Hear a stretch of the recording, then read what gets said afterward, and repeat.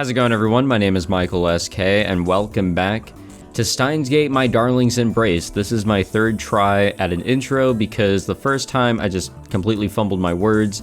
Second time I called this Linear Bounded Phenogram, which is the other playthrough I need to get back on track with. Third time's the charm, I suppose. But yes, welcome back. It's been a little bit since I last recorded this, so I really don't know where we're at. But the good news is that I'm finally going to be getting my headset replacement in a couple days, so this is the last time I'll have to wear a headset that is completely broken in order to record and have the correct volume setup. I'm weird. My setup is completely weird. I'm sorry. But anyways, let's read on and hopefully I'll remember where we're at in all this. 10 years ago in the year 2000, a man calling himself John Titor appeared on an American internet message board. And to those who believe it's John Titor, I have reason to believe that it's Titor. So I'm going to call him John Titor for my playthrough. But if you call him John Titor, power to you. Just don't yell at me. Claiming to hail from the year 2036, this self-proclaimed future man explained the workings of his supposed time machine. In addition, he shed light on a number of events. Come on, these sentences should be pretty goddamn easy to make, that were supposed to take place after the year 2000. He was active on this board for a mere 4 months. However, his words and actions made an impact, and word of his existence spread all the way to Japan. Though many of his predictions did come true, a fair share were proven false. And thus, there are many who doubt that he really did come from the future. And this man is real, by the way. Or at least, you know, the fact that there was somebody calling himself John Titor around that time. So this is actually based on a real event. And I think there's like a video all about the whole John Titor thing. So if you guys want to look into it, there's like a 30-minute YouTube video that you can search up. I don't remember who it's by, but definitely check it out if you can find it. It's like 30 minutes long. It's very good. Though a man claiming to be John Titor has recently re-emerged onto the internet. This time on the massive Japanese internet message board site @Channel. Out of all places. When I engaged him instead of the time travel theory he previously provided, he presented me with what he called the Attractor field theory. According to him, our world is made up of countless world lines. The place where many of them cluster are called attractor fields. An attractor field could be a large swath of history spanning 100 years or more. In his words, every single action in a single attractor field ultimately culminates into one single point, one single event. Yeah. I don't remember this background. Maybe we just didn't see it a lot. Let's say, for example, that I am going to purchase a beverage. A Dr. Pepper, to be exact. Yep, there it is. The decision to purchase a Dr. Pepper or a Coca-Cola is theoretically mine to make. But perhaps when I arrive at the store, the Dr. Pepper is sold out, or a friend buys me a cola. One way or another, cola ends up quenching my thirst. In other words, the world is constructed in such a way that the end result have already been decided. Meaning that no matter how many D-mails I use to change the past, things ultimately end up in the same place. However, according to him, there may be more than one attractor field. In other words, if we manage to leave this attractor field, we may wind up in a world line that's a part of a parallel world. I do not know whether this is true or not. I do not know who John Titor is. He may be a fraud or a raving lunatic. But personally, I find the attractor field theory to be fairly interesting.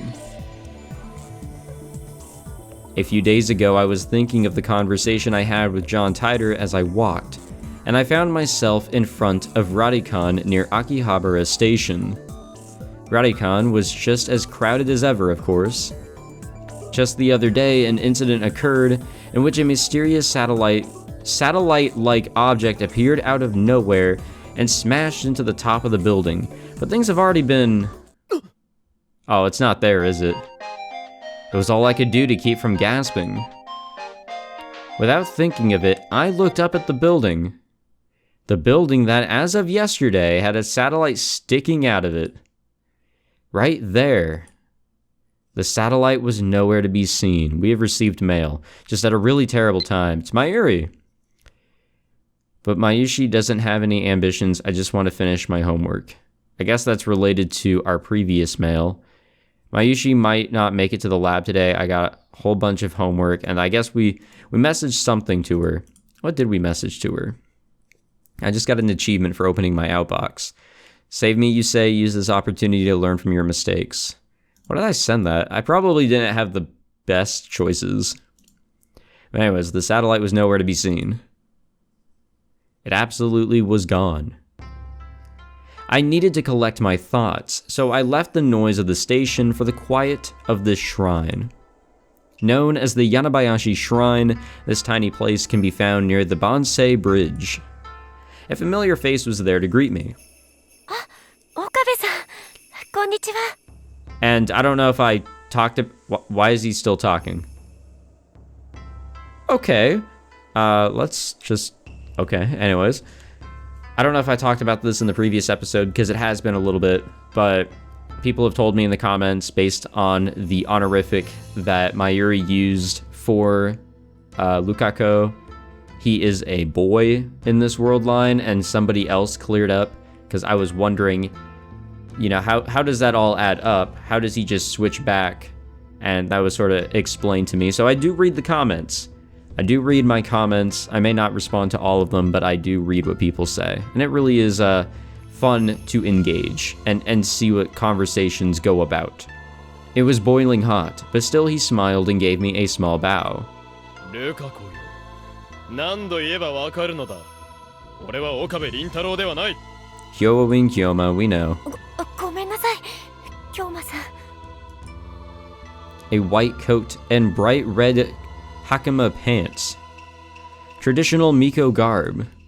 Cosplayers at the highest end cosplay cafes only wish they could wear them this well. All pale in comparison to the sight before me. The sight of... fuck his name.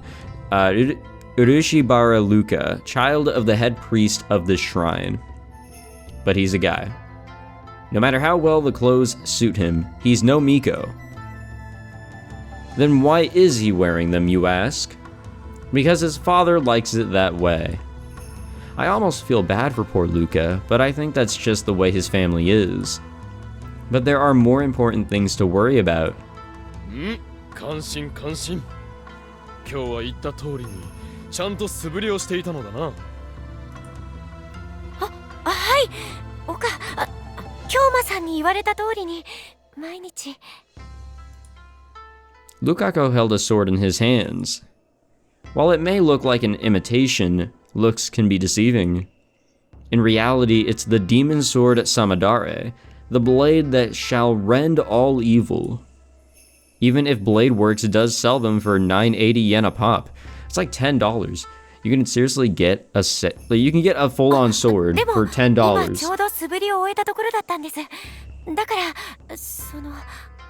Probably a shitty sword, but still. 日々の鍛錬を怠りさえしなければ、いずれお前は精神ざんまりを極めることができる。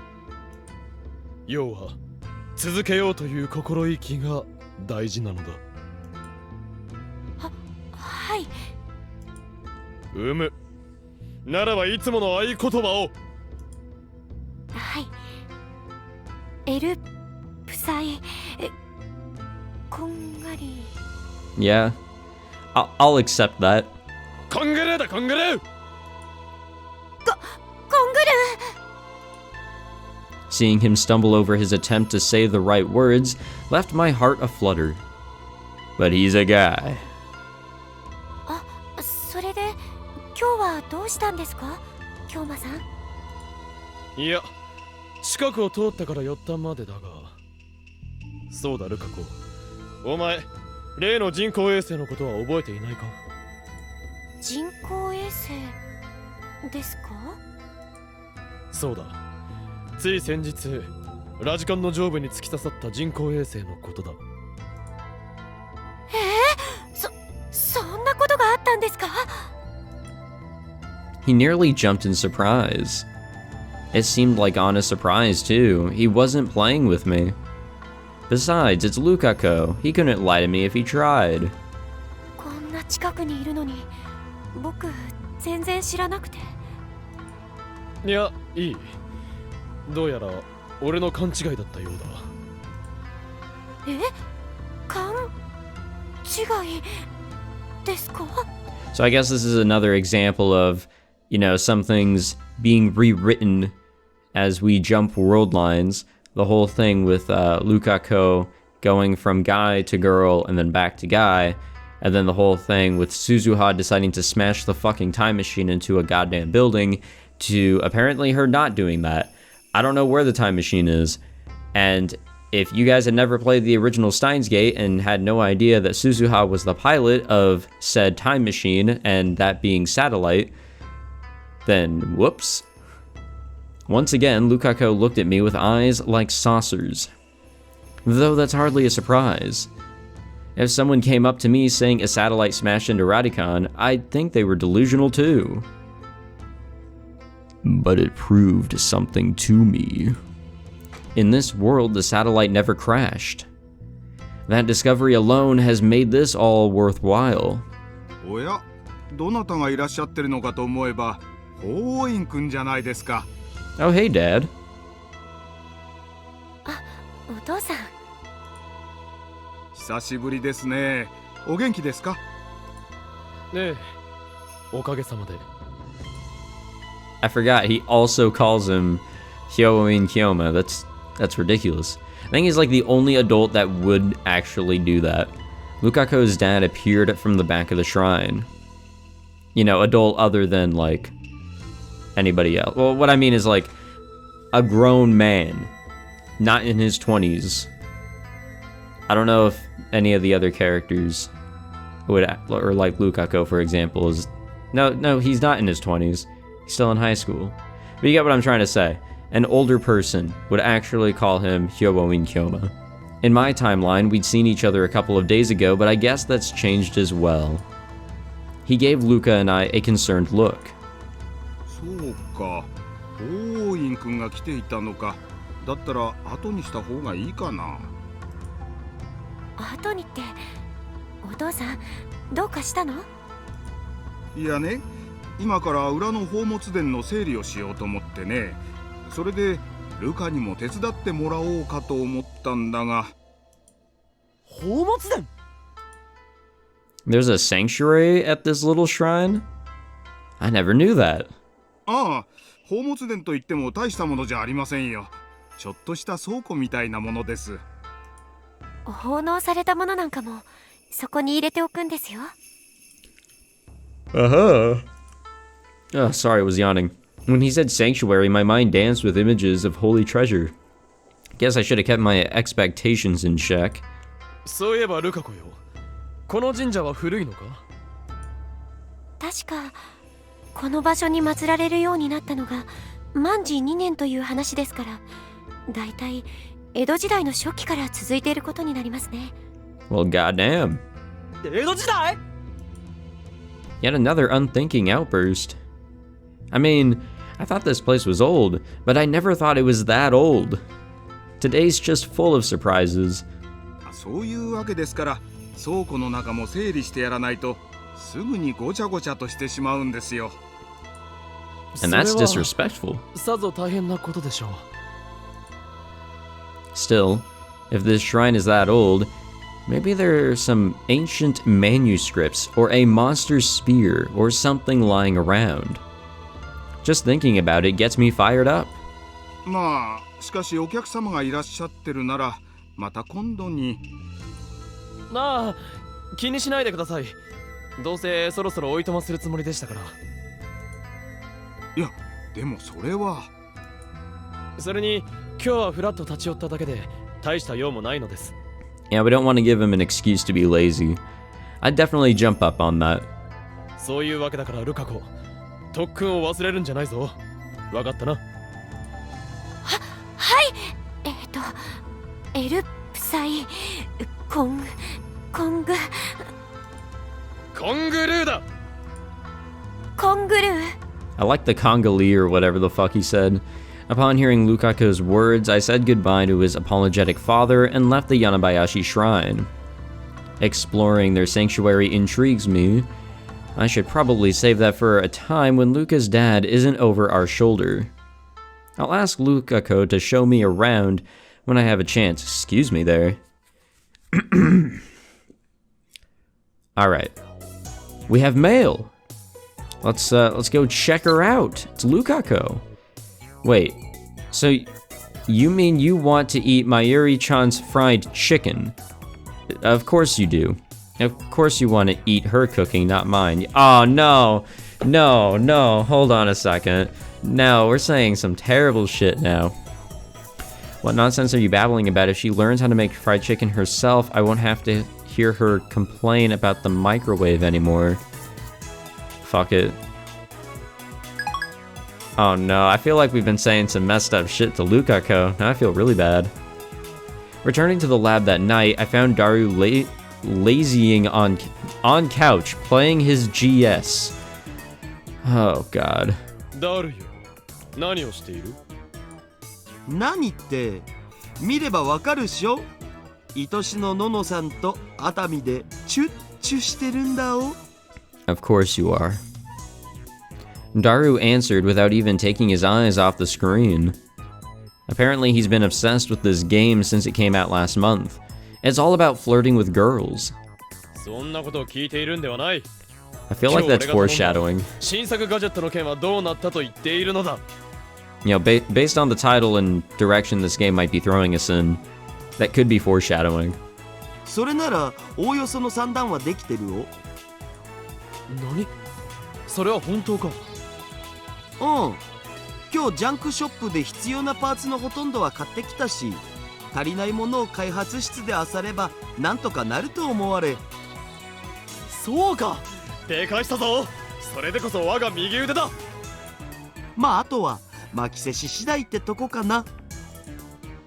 Daru's gaze finally broke from the screen as he turned to face the curtained-off part of the lab.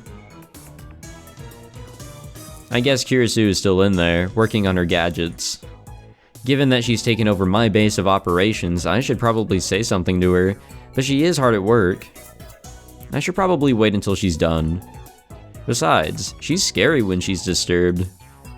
あ、でもその代わり新しくできた11号機までのガジェットはホームページの通販に載っけといたんだぜ。Finally distracted from his virtual dating, Daru put his game machine aside and grinned at me. He looks so proud. It's so annoying. Though I suppose his service is worth the annoyance. Yes? I heard the laboratory door open as someone loudly called my name. Mayuri. どうしたマユリ？お前は家で夏休みの宿題をしなければならんのじゃなかったのか？そうなんだけどね。でも今日はメイクインのバイトがあったから帰りに寄ったのです。 Mayuri sat down on the couch, took a banana out of her bag, and started eating it. Mayuri loves bananas.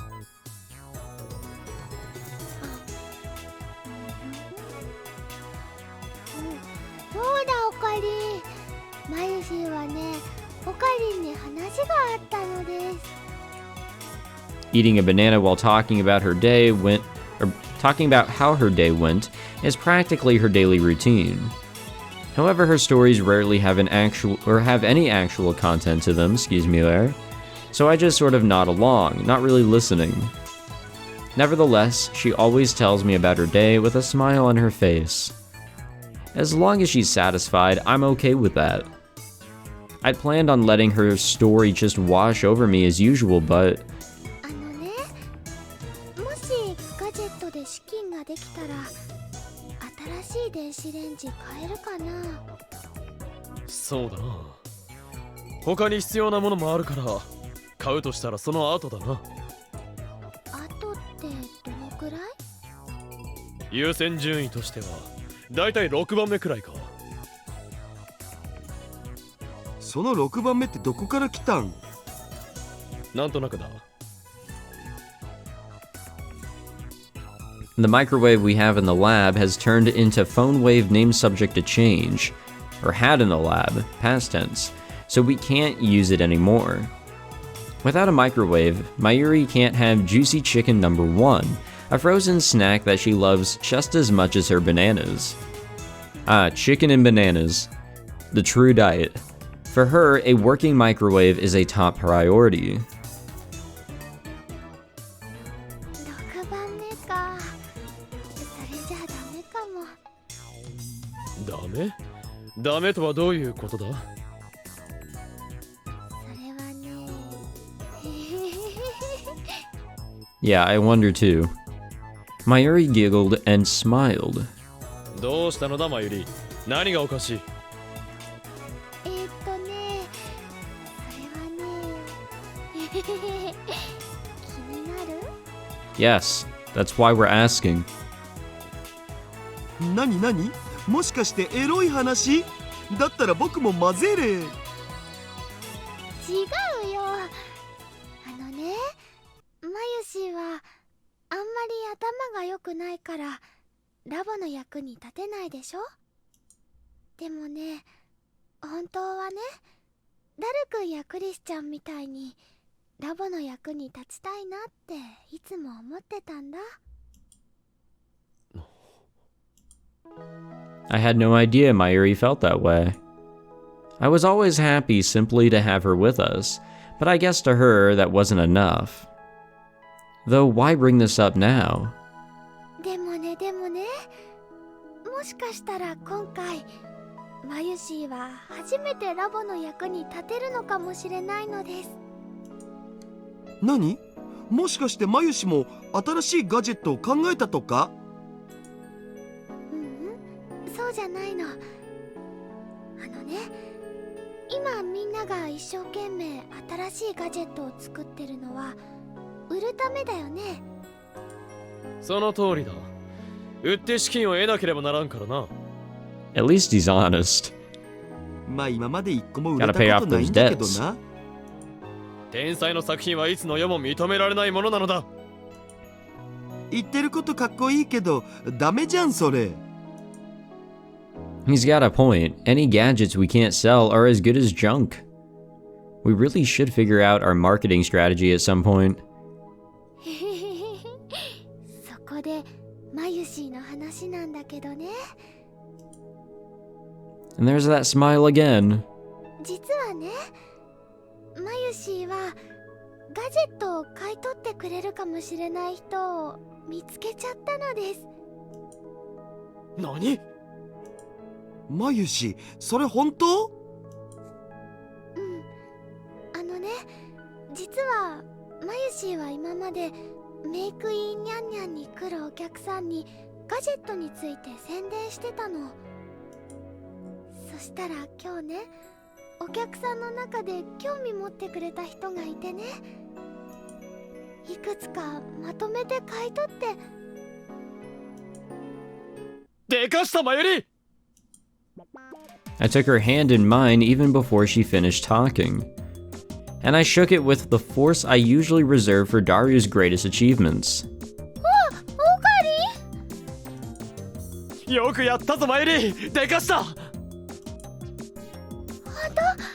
マユシー役に立てたかな？もちろんだ！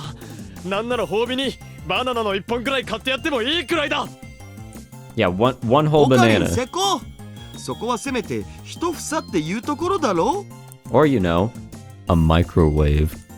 量など関係ない！そこは気持ちの問題だ！ And Mayuri looks... マユシーはね、ラボの役に立てただけで嬉しいのです。 When I looked at her smiling face, I could see that she wasn't lying. とにかくこれで資金なんともおさらばだ。もうミスター・ブラウンの横暴に屈する必要もなくなるぞ。 Alright, we have mail. It's Luka. I think our conversation ends here. I totally misunderstood what you're trying to say. Okay, I'll invite Mayuri-chan to my house and teach her how to cook the fried chicken. It might not come out perfectly since Mom just taught me the recipe, but I'll bring some to the lab if it turns out okay. You know what? That's an okay end to that conversation, which, you know, believe it or not, actually kind of spanned over quite a few bits of mail. Alright, back to the story. オカリ、店長さんのこと苦手だもんね。おそらくあの男とは1万年と2000年前から敵同士だったのだ。ただ怖がってるだけじゃん。怖いのではない。ただあの特殊な容姿に少しばかり尻込みするだけだ。そういうのを怖がるって言うんじゃね？なんとでも言うがいい。未来の展望に巧妙が差した今の俺に怖いものはないのだ。あ、ブラウン氏が後ろに。あ、オカリ今ちょっとビクってなった？ How would he even get in here? Well, I guess it is this building. なってない。なってなどいないぞ。オカリ涙目。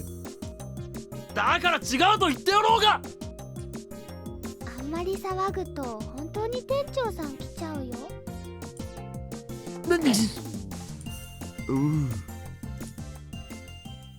Rest in peace. Honestly.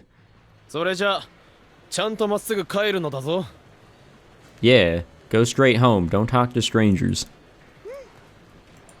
途中で寝てしまって乗り過ごしたりするんじゃないぞ。知らない人に声をかけられてものこのこついていくんじゃないぞ。大丈夫だよ。マユシーは子供じゃないのです。Well, she said with a childlike smile. I decided to see Mayuri off since I was hungry and the station was on my way to a convenience store. She was in a good mood the whole time, probably because she was glad that she was able to help the lab out. ねえ、オカリ。She stopped on her way to the ticket gate and looked back towards me. ん？あのね、送ってくれてありがとね。どうしたのだ改まって。だってね、なんだかマユシーはとっても嬉しかったのです。Having said that, she resumed her journey towards the ticket gate. Perhaps she was just looking for a place to belong. I found myself at the brink of sentimentality, but stopped myself before I can enter. That's not the person I am. Only the old immerse themselves in sentiment. Standing in the bustling crowd, I looked skyward to clear my head. As always, there stood Radicon without a trace of an embedded satellite. Yeah, I wonder what happened there. Alrighty, so we're gonna end the episode here. Seems like a pretty alright spot to save the game and then not touch the game for, you know, a month. I'm sorry for the delays with this series. I've been trying to wrap up a bunch of other stuff and keep up with a bunch of other things here on the channel, but it's not really a good excuse because I keep on using it. So I do apologize and hope that the rate of these videos will be a lot better. I'm obviously recording this at midnight based on the save time, so I'm a mess right now. I really am. But thank you all for watching this episode. If you guys enjoyed, please leave a like, subscribe, all that fancy jazz, and hopefully I can get around to more Steins Gate going forward. I'll see you all in the next episode. Take it easy.